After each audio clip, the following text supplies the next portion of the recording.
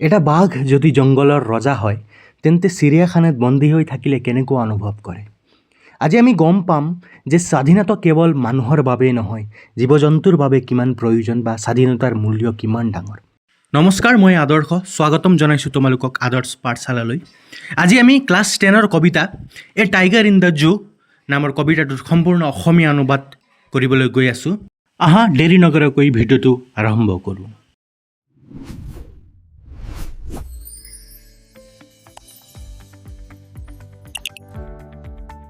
কবিতাৰ নাম হৈছে এ টাইগাৰ ইন দ্য জু।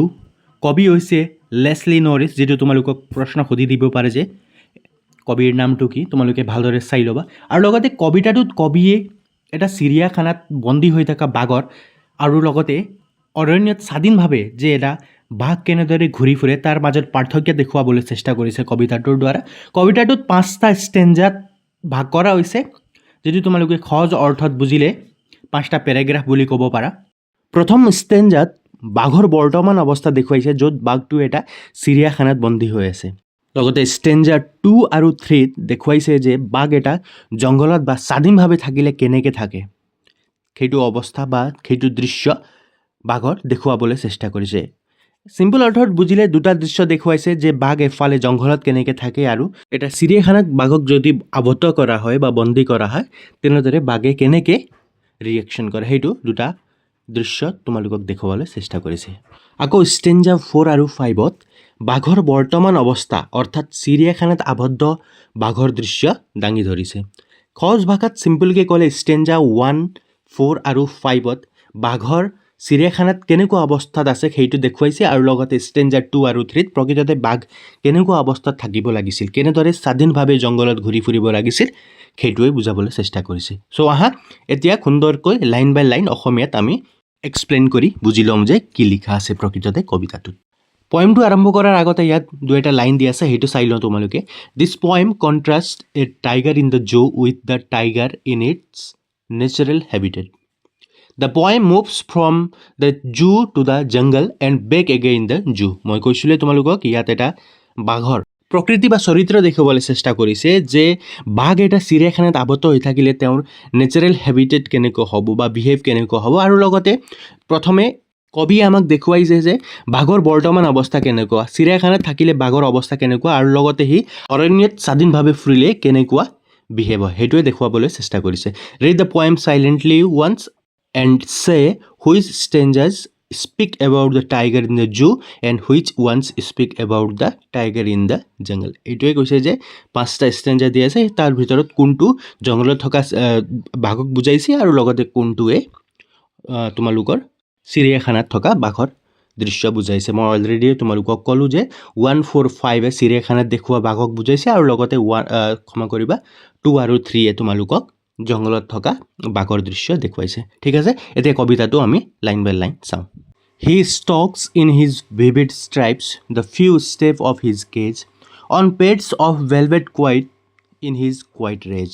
অসমীয়াত এইটো হ'ব যে বাঘটো এটা চিৰিয়াখানাৰ পিঞ্জৰা এটাত বন্দী হৈ আছে, আৰু সি ষ্টক কৰি আছে অৰ্থাৎ লাহে লাহেকৈ খোজকাঢ়ি আছে, লাইকে শ্ল' মোশ্যন। যেনেকৈ তোমালোকে চিনেমা চোৱা, যাত হিৰোৰ এণ্ট্ৰি যেতিয়া হয় সি শ্ল' মোশ্যনত দেখুৱাই নহয়, ছেম তেনেকুৱাই বাঘে শ্ল' মোশ্যনতে নিজৰ পিঞ্জৰাৰ ভিতৰতে আবদ্ধ হৈ পেলাই ইফাল সিফাল কৰি আছে। যেনেকৈ সি জংঘলত চিকাৰ কৰাৰ সময়ত লাহে লাহেকৈ নিজৰ চিকাৰৰ পিনে আগবাঢ়ে নহয়, তেনেকৈ ষ্টকৰ অৰ্থ হৈছে সেইটোৱে যে লাহে লাহেকৈ আগবঢ়া।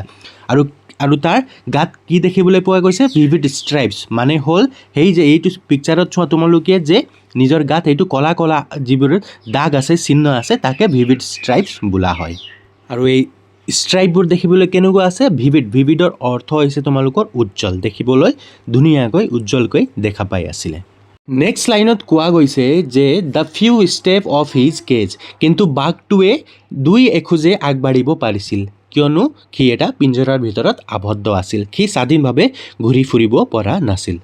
On pads of velvet quiet, অৰ্থাৎ পেডছ মানে বাঘৰ ভৰিৰ তলৰ অংশটো বুজাইছে, সেইটো কেনেকুৱা আছিল, একদম কোমল আছিল, ভেলভেটৰ দৰে কোমল আছিল। আৰু বাঘটো কোৱাইট অৰ্থাৎ নিশব্দ, চিম্পলকৈ বুজিলে বাঘটো নিশব্দ কোমল মনেৰে এই পিঞ্জৰাৰ ভিতৰতে খোজকাঢ়ি আছিল। ইন হিজ কোৱাইট ৰেজ, অন্তিমটো যিটো লাইন আছে, আৰু কেনেকৈ খোজকাঢ়ি আছিল বাঘটোৱে, কোৱাইট ৰেজ অৰ্থাৎ শান্ত খঙেৰে আগবাঢ়ি আছিল। ছেকেণ্ড ষ্টেঞ্জা চোৱা, ইয়াত আকৌ টাইগাৰ এটা কেনেকৈ জংঘলত থাকে সেইটো বুজাবলৈ লেছলি নৰেছে চেষ্টা কৰিছে। He should be lurking in shadow, ছিডলিং through long grass near the water hole where plump deer pass. এতিয়া অসমীয়াত বুজোঁ যে এতিয়া ছেকেণ্ড ষ্টেঞ্জাত কবিয়ে বাঘটো জংঘলত থাকিলে কি কি কৰিলে হয় সেইটো বুজাইছে। He should be lurking in shadow, অৰ্থাৎ সি জংঘলত থাকিলে কোনোবা গছৰ ছাঁহৰ তলত সি লুকাই থাকিলে হয়। কিয় লুকাই থাকিলে হয়? নিজৰ চিকাৰৰ অপেক্ষাত লুকাই থাকিলে হয়। শ্লাইডিং থ্ৰু লং গ্ৰাছ, বা ওখ ওখ যিটো ঘাঁহ বননি থাকে জংঘলত, তাৰ মাজে মাজেদি পাছ হৈ বা তাৰ মাজে মাজেদি খোজ কাঢ়িলে হয়। নিয়াৰ দ্য ৱাটাৰ হল, ক'ত গ'লে হয়? সেই জংঘলত থকা ৱাটাৰ হল, য'ত জলাশয় এটা ধৰি লোৱা, তাত য'ত বিভিন্ন এনিমেলছবিলাকে পানী খায় তাৰ ওচৰত পালে হয়।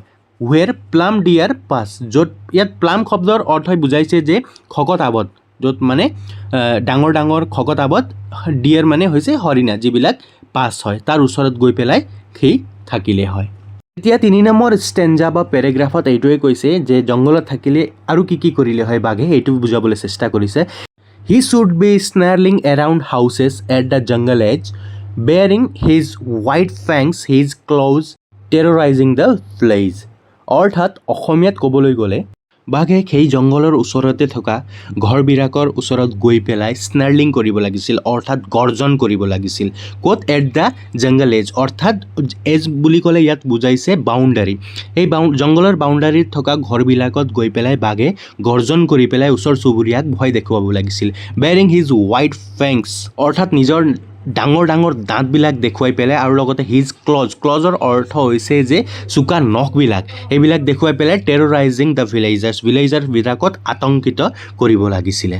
আৰু নেক্সট পেৰেগ্ৰাফ অৰ্থাৎ 4th ষ্টেঞ্জাত কবিয়ে আকৌ বাঘক যে সি বাঘৰ বৰ্তমান অৱস্থা দেখুৱাবলৈ চেষ্টা কৰিছে। But he is locked in the concrete cell, his strength behind bars, stalking the length of his cage, ignoring visitors. অৰ্থাৎ কিন্তু বাঘৰ বৰ্তমান অৱস্থা কেনেকুৱা আছে? সি লক হৈ আছে। ক'ত লকড হৈ আছে? কংক্ৰিট চেলৰ ভিতৰত, এটা মজবুত পিঞ্জৰাৰ ভিতৰত চিৰিয়াখানাত সি আবদ্ধ হৈ আছে। হিজ ষ্ট্ৰেংথ বিহাইণ্ড বাৰ্ছ, বাঘ এটাৰ অদম্য শক্তি থাকে, সি জংঘলৰ ৰজা হয়, কিন্তু যেতিয়া সি এটা কংক্ৰিট চেলৰ ভিতৰত আবদ্ধ হৈ আছে, তাৰ গোটেই শক্তিবিলাক সেই চেলৰ ভিতৰতে আবদ্ধ হৈ আছে। Stalking the length of his cage, অৰ্থাৎ ক'বলৈ গৈ আছে যে ষ্টকিং মানে লাহে লাহেকৈ খোজকাঢ়ি পেলাই সেই কেজ অৰ্থাৎ এইটো পিঞ্জৰাৰ সি মানে দূৰত্ব জুখিবলৈ চেষ্টা কৰি আছে। আৰু ইগনৰিং ভিজিটৰ্ছ, অৰ্থাৎ চিৰিয়াখানাত চাবলৈ অহা যে বাঘ চাবলৈ যায় মানুহ, হাতী চাবলৈ যায়, তেনেকুৱা মানুহবিলাকক সি ইগন'ৰ কৰি আছে। এতিয়া অন্তিম পেৰেগ্ৰাফ বা লাষ্ট ষ্টেঞ্জাত কবিয়ে আকৌ কৈছে, he hears the last voice of a night, the patrolling cars and stares with his brilliant eyes at the brilliant stars. এতিয়া অসমীয়াত চোৱা, বাঘটোৱে কি কৰে? ৰাতি সি অন্তিম শব্দ কিহৰ শুনে? যে পেট্ৰলিং কাৰ্ছ, যিটো এইটো চিৰিয়াখানাত পেট্ৰলিং কৰিবলৈ যিটো গাড়ী আহে তাৰ অন্তিম শব্দ তাৰে শুনে। আৰু and stares with his brilliant আইজ, আৰু নিজৰ ব্ৰিলিয়েণ্ট উজ্জ্বল চকুবোৰে একেৰাহে মানে কণ্টিনিউ একেৰাহে ক'ত চাই থাকে? এট দ্য ব্ৰিলিয়েণ্ট ষ্টাৰ, ওপৰৰ আকাশখনত কণ্টিনিউ তৰাবোৰক চাই ৰৈ থাকে। এয়ে আছিল এ টাইগাৰ ইন দ্য জুৰ সম্পূৰ্ণ অসমীয়া অনুবাদ। আশা কৰোঁ তোমালোকে কবিতাটো ভালদৰে বুজি পাইছা। আৰু কণ্টিনিউ এনেকুৱা ধৰণৰ কণ্টেণ্টসমূহ তোমালোকে পাই থাকিবলৈ একো কৰিব নালাগে, জাষ্ট আদাৰ্ছ পাঠশালা চেনেলটো ছাবস্ক্ৰাইব কৰি থ'বা। তোমালোকে সময়মতে ভিডিঅ'সমূহ তোমালোকে পাই থাকিবা। ভালদৰে পঢ়া শুনা কৰিবা। Best of luck. আৰু ইয়াৰ লগতে প্ৰশ্ন উত্তৰবিলাক যদি তোমালোকক লাগে, তোমালোকে তেন্তে কমেণ্ট কৰি জনাবা। মই নিশ্চয় তোমালোকক সকলো লেচনৰে প্ৰশ্ন উত্তৰসমূহ দিবলৈ চেষ্টা কৰিম। ধন্যবাদ।